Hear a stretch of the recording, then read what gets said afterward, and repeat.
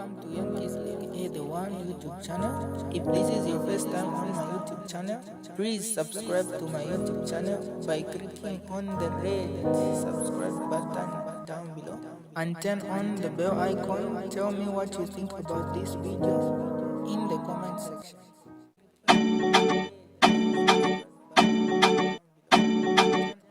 Let's look at news just in now. Former Zambian President Edgar Lungu has died. He was in a South African hospital receiving treatment. And joining us now is SABC News International Editor Sophie Mokwena. Sophie, a very good afternoon to you. Briefly tell us what happened to Mr. Lungu.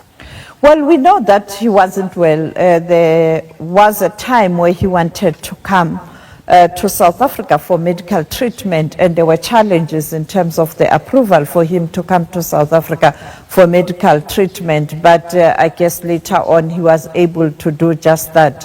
He hasn't been well. You'd recall that it was some few years ago in 2015 when he came to South Africa for medical treatment at Milpark Hospital. At that time, I remember we even went there to speak to the people who had accompanied him and him after a short medical checkup at Milpark Hospital. On the very same day, the SABC team that was doing that story was marked. You recall that trending video when we were marked at the bridge there at Milpark. We were actually covering his story when he was admitted at the Milpark Hospital. And while we were doing that, then the thugs came and they take cell phones and some equipment there. It was at that time when he was at the hospital at Milpark. But then later, clearly, his health wasn't that good, and he constantly had to receive medical attention. And as I pointed out, there was a time where he wanted to come to South Africa after he left office, but he had challenges to come to South Africa for medical treatment. Now we are told that he was in the country receiving medical treatment, and he has passed on.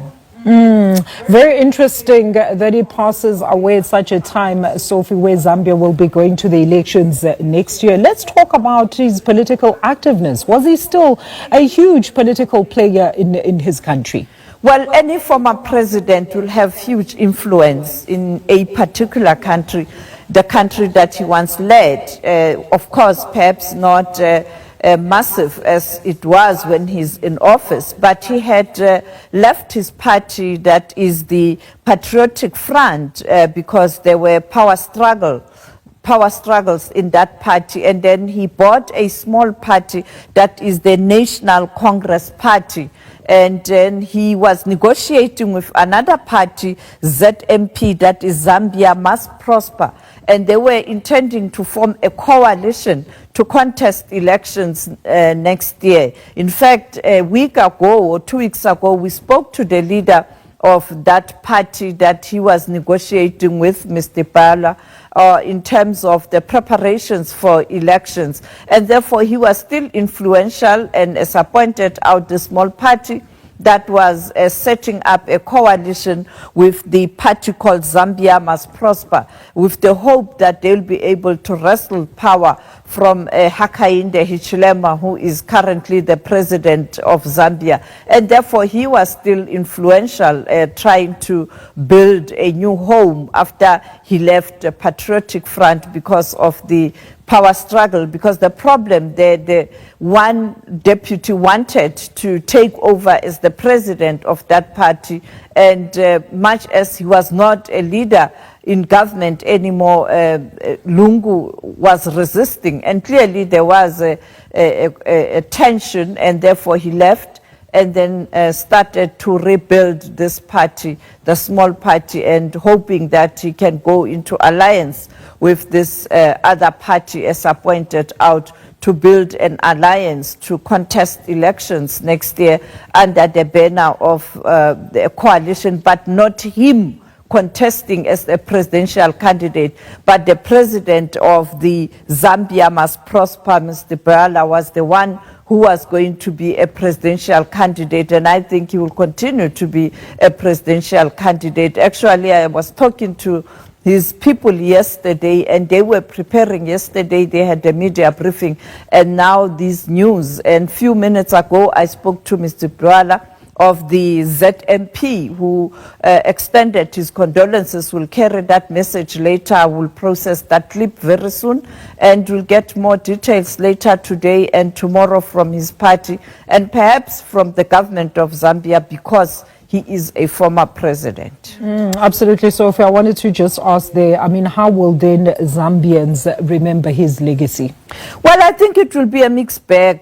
I guess those who believe in him and who supported him will indicate that he was a good leader, but clearly he lost elections, and he lost to Hakainde Hichilema, because you had a huge constituency or group of people within the population. They were not happy about his performance, and therefore that is why today you have Hakainde Hichilema. You'd recall how he tormented Hakainde Hichilema when Hakainde Hichilema was in the opposition bench, arresting him, harassing him, and finally he won and he became the president. The sad thing is that now again we had reports and in later years where there were allegations that the very same Edgar Lungu was being harassed by the current government, and therefore you know all the time when somebody gets into power, sometimes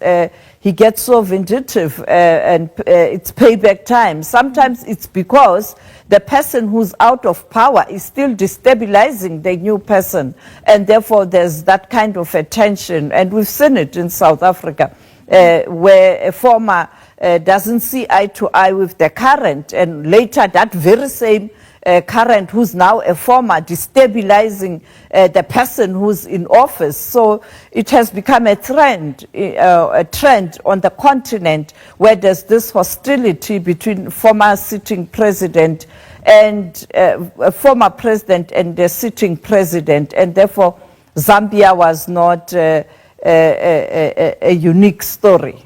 And I mean, Sophie, I know you mentioned earlier on, it's still early days, of course, until we find out about the funeral arrangements. But I mean, just at the top of your head, given the historical spats or tensions between the two leaders that you've just rightly pointed out, let's talk about what type of funeral we are looking at, of course, at witnessing being accorded to the late Edgar Lungu.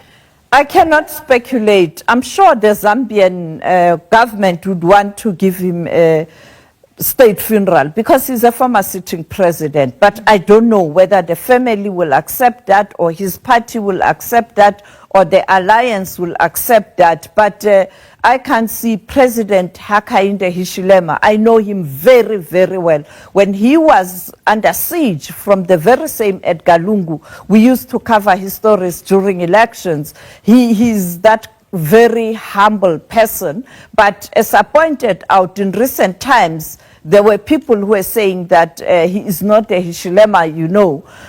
But for me, I've met him many times. The last time I spoke to Hichilema was in Namibia at the inauguration of the president of Namibia. He was still the Hichilema I know. He waited, he spoke to us with that humble manner of engaging with the media. And I think the Hichilema I know would want to do just that, to discharge his responsibility as a sitting head of state, respecting that this person was a former head of state. I expect him to put aside the political differences. The Hichilema I know. I don't know whether perhaps I'm too optimistic, but I can't see President Hichilema not doing what needs to be done in relation to the constitution of that country when a former head of state has passed on in that country. But it will depend on the negotiations, because remember, at the end of the day, you engage the family, you engage people around that person